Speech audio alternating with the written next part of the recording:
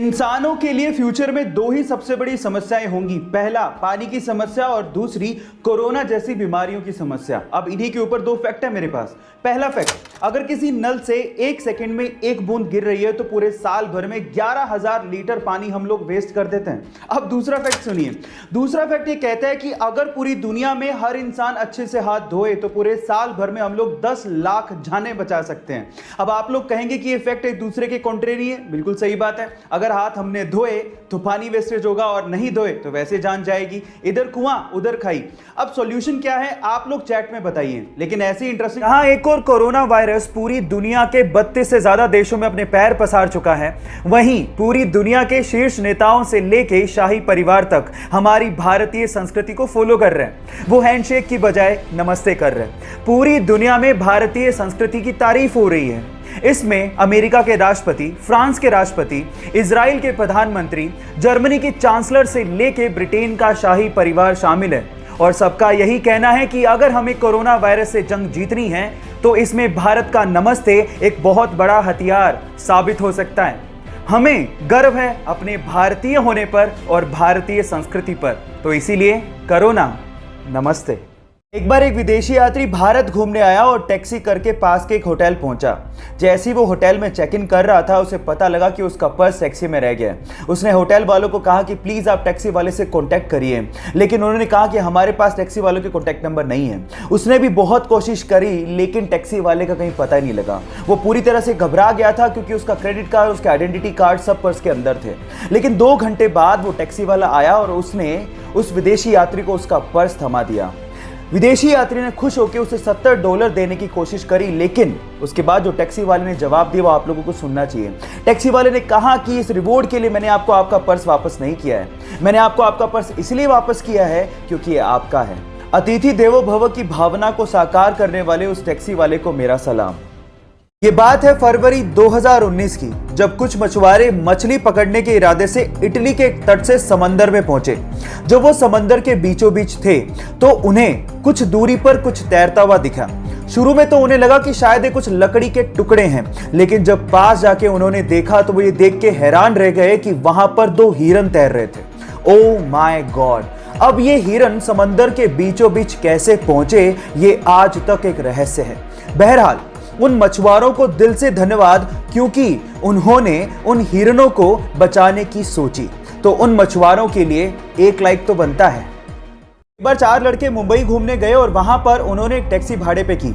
Actually उस taxi के driver सरदार जी थे।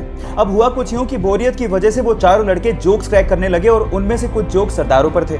जब भी वो सरदारों वाले जोक्स क्रैक करते सरदार जी को बड़े ध्यान से देखते, लेकिन सरदार जी कोई रिएक्शन दे ही नहीं रहे थे। जब पूरा दिन खत्म हो गया तो उतरते वक्त उन चारों लड़कों ने सरदार जी को कहा कि हमने सरदारों पर इतने जोक्स क्रैक किए, आपको बुरा क्यों नहीं लगा? तो उन्होंने तब भी कोई जवाब नहीं दिया और ₹100 देते हुए कहा कि अगर तुम्हें पूरी मुंबई में कोई सरदार भिखारी मिल जाए तो उसे मेरी तरफ से ₹100 दान कर देना। वो चारों लड़के पूरे दिन मुंबई घूमते रहे, लेकिन उन्हें कहीं सरदार भिखारी दिखाई नहीं। तब उन्हें समझ में आ गया कि हम मजाक जरूर उड़ाते हैं, लेकिन इससे मेहनती लोग होते भी नहीं हैं। गाइस, इन सरदारों के लिए एक हाथ तो बनता है। गाइस, हम लोग फ्यूचर में पानी पिएंगे नहीं, खाएंगे। हो गए ना हैरान? बट ये बात सच है। एक्चुअली प्लास्टिक की बोतल्स का पानी हमारे शरीर को बहुत ज्यादा नुकसान करता है। इसी के लिए हमारे डॉक्टर्स ने वाटर के छोटे छोटे से कैप्सूल बनाए हैं। अब इन छोटे छोटे से कैप्सूल को अपने मुंह में रखो, ये मुंह में बस्ट होंगे और आपके पानी की पूर्ति हो जाएगी। इन्हें ओहो कैप के नाम से जाना जाता है। बस इसके ऊपर की लेयर उतारो, अपने मुंह में रखो और हो गया। इस वंडरफुल डिस्कवरी के लिए एक लाइक तो बनता है। आप लोगों ने ज्यादातर होटल्स में ह्यूमंस को काम करते देखा होगा, लेकिन चाइना में दुनिया का इकलौता ऐसा होटल है जहां पर ह्यूमन एम्प्लॉय है ही नहीं। तो वहां काम कैसे होता है? वहां काम होता है रोबोट्स के द्वारा, छोटे से लेके बड़े काम तक। रिसेप्शन से लेके रसोई में खाना बनाने तक और उसे परोसने से लेके सफाई तक का काम रोबोट करते हैं। और इन सारे रोबोट्स को एक सेंट्रल कंप्यूटर कंट्रोल करता है। वहां पर रूम को खोलने के लिए फेस लॉकिंग सिस्टम लगा हुआ है। गाइस, इस पूरे होटल को चाइना की अलीबाबा कंपनी ने बनाया और इसका नाम है फ्लाइजू। ऐसी टेक्नोलॉजी, ओह माय गॉड, मैंने तो पहले कभी नहीं देखी। आप लोगों ने कैप्टन अमेरिका के हाथ में शील्ड को तो देखा होगा।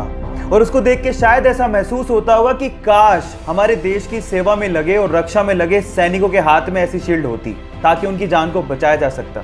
देखो, बाकी देशों का तो पता नहीं, लेकिन जापान ने अपने सैनिकों की रक्षा के लिए इससे भी ज्यादा एडवांस शील्ड बना ली है, जो कि मात्र 3 सेकंड में खोली जा सकती है।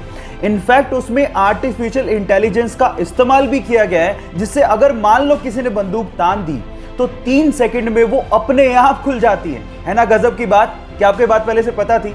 नहीं पता थी तो चैट सेक्शन में लिखना मत भूलिएगा।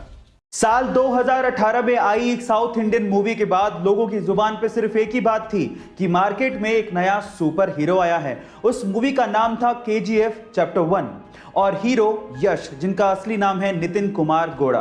गाइस, यश KGF चैप्टर 1 के बाद रातों रात सुपरस्टार बन गए, लेकिन उनकी लाइफ का एक ऐसा पहलू है जिसे जानने के बाद आप लोगों को बहुत प्राउड फील होगा। जी हां गाइस, यश के पिताजी रोडवेज बसों में बस ड्राइवर हैं और यश का इतना नाम होने के बावजूद भी आज भी उनके पिताजी बस चलाते हैं। उनका यह कहना है कि इसी काम की वजह से यश इतने बड़े सुपरस्टार बने हैं। गाइस, उनके पिताजी का जमीन से जुड़ा होना कहीं ना कहीं यश की स्टारडम का कारण भी है।